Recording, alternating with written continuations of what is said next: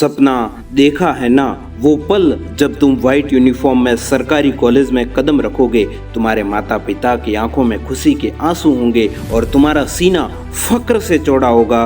वो सपना अब सिर्फ 12 दिन दूर है। सुनो, अगर तुम्हारे दिल में जुनून की आग है, अगर तुम्हारे सपनों में सितारों की चमक है, तो ये 12 दिन तुम्हारी जिंदगी का सबसे बड़ा ट्विस्ट लाने वाले हैं, सबसे बड़ा टर्निंग पॉइंट बनने वाले हैं। If you want to shine like a sun, you have to burn like a sun. दिल में एक आंधी होनी चाहिए।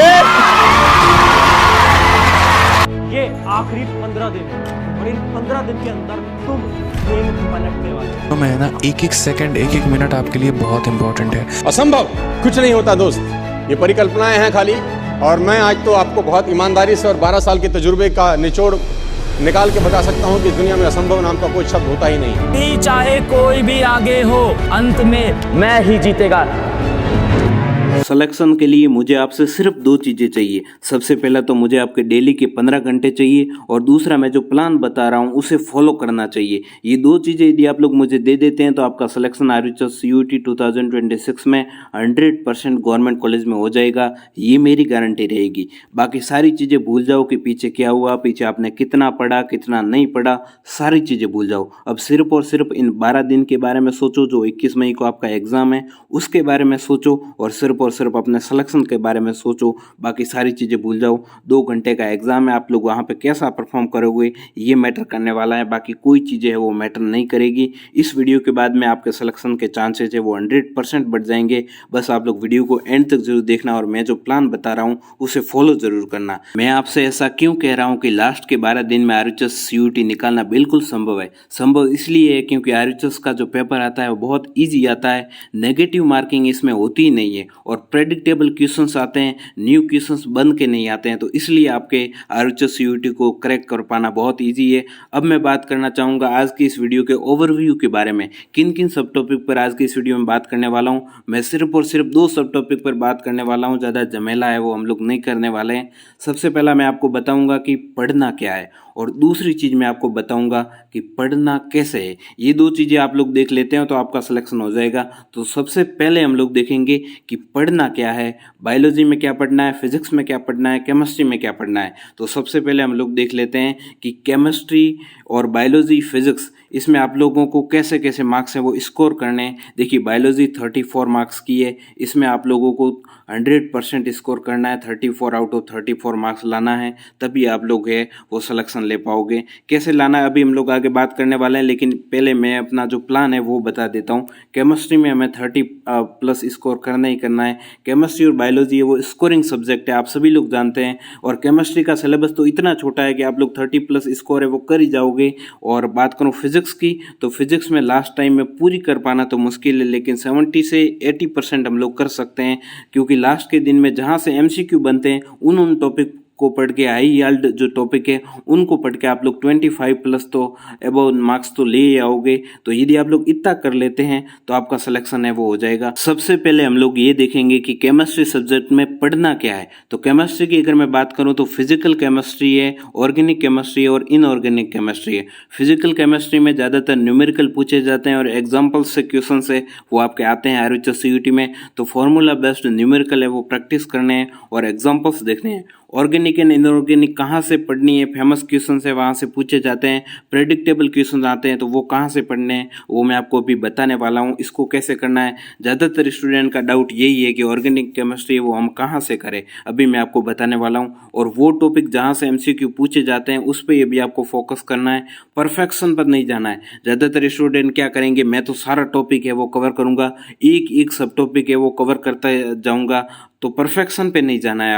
आपको मेन टॉपिक पर फोकस करना है। अब मैं आपको दिखाता हूँ कि फिजिकल केमिस्ट्री कहाँ से पढ़नी है, ऑर्गेनिक कहाँ से पढ़नी है और इनऑर्गेनिक कहाँ से पढ़नी है। सबसे पहले हम लोग देखेंगे कि ऑर्गेनिक केमिस्ट्री कैसे पढ़नी है और कहाँ से पढ़नी है। ऑर्गेनिक केमिस्ट्री में पढ़ना क्या है, जो कि ज़्यादातर स्टूडेंट का डाउट है। तो मैंने एक चैप्टर को उठाया है, एल्कोहल फिनोल ईथर। इसको आप लोग कैसे खत्म करोगे इस पर मैं आता हूँ। तो सबसे पहले तो आप लोग ये देखोगे कि इससे कैसे क्वेश्चन है वो पूछे जाते हैं। तो जैसे आरएचएस सीयूईटी 2025 में ये क्वेश्चन पूछा गया था, तो आप लोग इसके पीवाईक्यू देख लोगे, तो पीवाईक्यू देखोगे तो आपको पता चल जाएगा कि इसमें कैसे क्वेश्चन है वो पूछे जाते हैं। इससे आपको आइडिया हो जाएगा कि 26 में कैसे क्वेश्चन पूछे जा सकते हैं। तो आप लोग सबसे पहले तो ये देख लोगे कि इससे कैसे क्वेश्चन पूछे जाते हैं, ये आपने देख लिया। उसके बाद में आप लोग ये देखोगे कि इस चैप्टर से आरयूएचएस का क्या क्या सिलेबस है इस चैप्टर का, तो इस चैप्टर का आरयूएचएस का सिलेबस ये रहा आपका।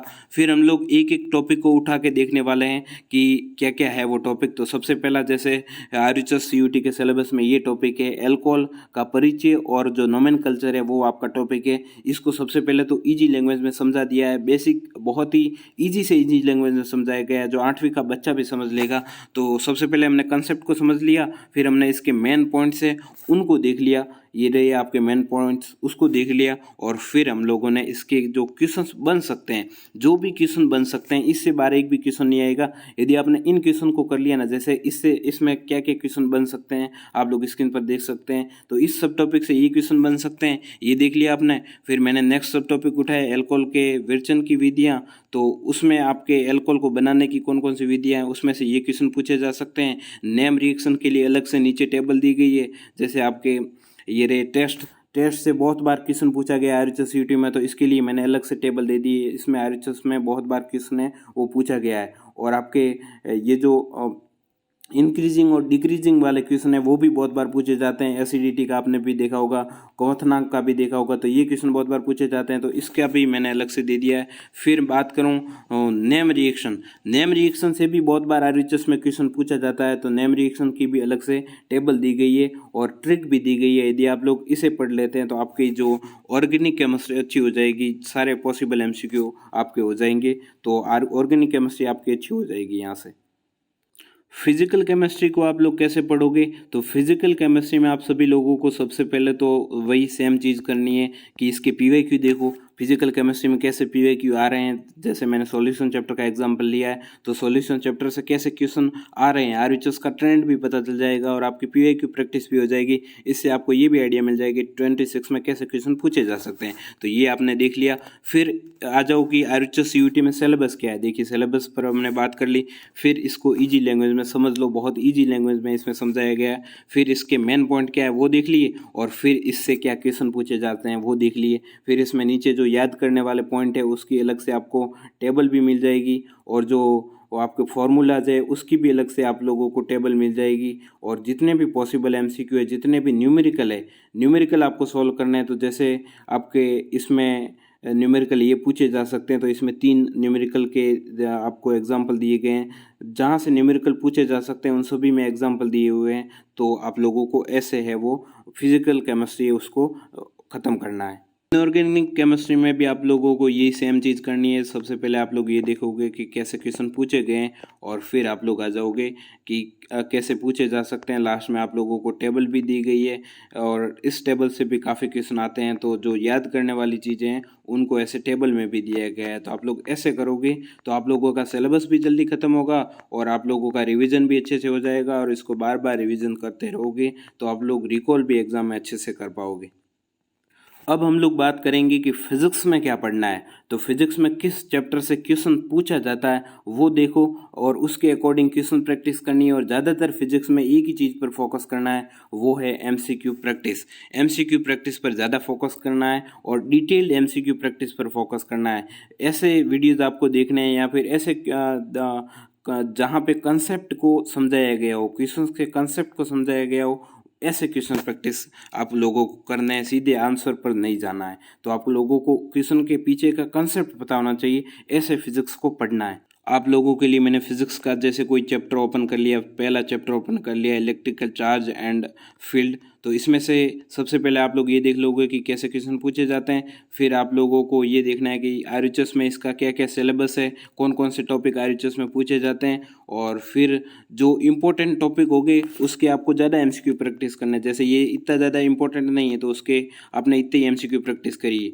और इसमें आप लोगों को सबसे पहले ईजी से ईजी लैंग्वेज में टॉपिक को समझ लेना है। जैसे इसमें बहुत ईजी लैंग्वेज में समझाया गया है, जैसे 2 गुस्से लोग एक साथ नहीं रह सकते, वैसे ही समान आवाज़ से एक दूसरे को नहीं रह सकते, एक दूसरे से दूर भागते हैं। बहुत ऐसी बेसिक लैंग्वेज में समझाया गया है, आपकी देसी भाषा में समझाया गया है इसको, और फिर आपके इसके मेन पॉइंट देख लोगे और फिर आप लोग इसके ऑल पॉसिबल एमसीक्यू देख लोगे। न्यूमेरिकल इसमें कैसे दिए गए हैं मैं आपको ये दिखा देता हूँ। सबसे पहले तो आप इसमें क्वेश्चन दिया गया है, फिर क्वेश्चन में क्या फॉर्मूला लगने वाला है और फिर फॉर्मूला कैसे अप्लाई करोगे, कंसेप्ट क्या है वो देख लिया और फिर फाइनल आंसर आ गया। तो ऐसे न्यूमेरिकल प्रैक्टिस है वो आप लोगों को करनी है, और प्रत्येक चैप्टर के ऐसे आप लोग करोगे तो आप लोगों का सिलेबस भी इजीली खत्म हो जाएगा। बायोलॉजी में आप सभी लोगों को एनसीईआरटी के इम्पोर्टेंट लाइन्स है वो ही रिवीजन करनी है और एग्जांपल्स को याद करना है। बायोलॉजी को रटने पर ज़्यादा फोकस करना है और कंसेप्ट आपको याद है तो वेल एंड गुड, बाकी आपके एनसीईआरटी की जो लाइन्स है उनको घोल के पी जाना है।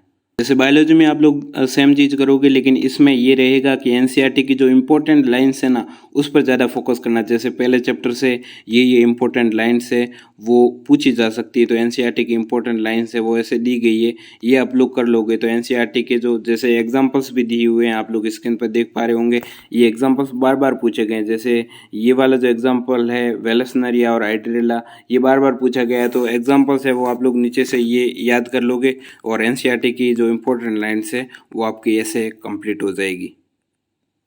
अब बात करूंगा कि पढ़ना कैसे है। देखिए रोज आपको तीनों सब्जेक्ट पढ़ने हैं, ऐसा नहीं कि आप लोग एक ही सब्जेक्ट पर ज़्यादा फोकस करें हो। कुछ लोग बायोलॉजी पर ही टिके रहते हैं, तो आपको ऐसा नहीं करना है। रोजाना फिजिक्स, केमिस्ट्री एंड बायोलॉजी रोजाना इनको पढ़ना है। ऐसा नहीं कि मैं फिजिक्स पढ़ूंगा 3 दिन फिर केमिस्ट्री और 3 दिन बायोलॉजी, ऐसे नहीं होगा। रोजाना आपको तीनों सब्जेक्ट पढ़ने हैं। देन बात करूंगा बायो को कम टाइम देना है, एनसीईआरटी को रिवीजन करते रहना है। बायोलॉजी में फिजिक्स एंड केमिस्ट्री में डिटेल जो क्वेश्चन है वो प्रैक्टिस करने हैं, और वो कैसे करते हैं वो मैंने आपको अभी बताया कि जहाँ कंसेप्ट को अच्छे से समझाया होगा वो क्वेश्चन है वो प्रैक्टिस करने हैं। ऐसे वीडियोज है वो आपको देखने हैं। अब बात करूंगा कि गारंटी बैच जो मैंने आपको अभी सारी पीडीएफ्स दिखाई वो आपको मिलेगी कहाँ पे, आप लोग लास्ट टाइम में लास्ट मिनट प्रिपरेशन कैसे कर सकते हैं, रिवीजन कैसे कर सकते हैं, जहाँ से सारे क्वेश्चन पूछे जा सकते हैं वो आप लोग कैसे कर पाओगे। तो उसके लिए आप लोग मेरे को व्हाट्सएप मैसेज कर सकते हैं 7878636131 पर आप लोग मेरे को मैसेज करोगे तो आपको सारी जो पीडीएफ्स है